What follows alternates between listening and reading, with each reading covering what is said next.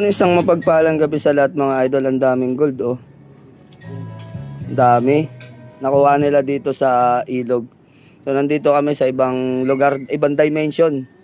Sa lugar ng mga tropa natin, mga kumpare natin dito sa Pagray. Yan na naman oh.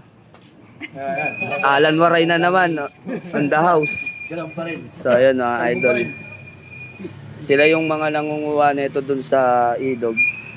Nakaraan nakakuha sila ng isang malaki daw na isang tipak. Bali, magka 12k. Inaabot ng 12k. Pag ganun lang mga idol. Gramo. Kasi ang isang gramo 5,500. Oo. Oh, so 2 gramo, isang piraso lang. Tapos ito, mga ilang gramo kaya to? Wala yan, puntos lang yan. Mga 2 puntos yan, sa mga 1,000 lang yan. Ito? Kasi 5,500 ang isang gramo eh. Ang isang puntos 550. Mga 1,000 na yan. 1,1. May 2 puntos lang yan.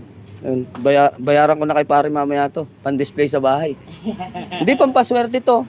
Walang biro, pampaswerte to. Gold. O kaya panghalo ko sa medalyon. Oo, the best yan. The best to. Sa akin to eh. Yun mga idol, panghalo.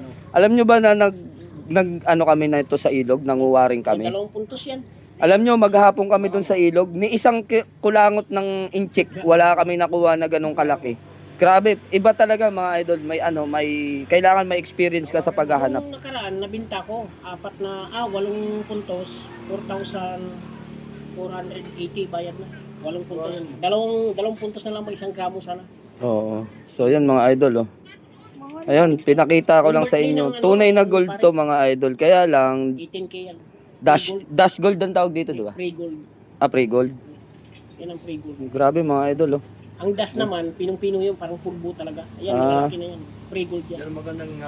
So ayun, pinakita lang natin. God bless you more mga idol.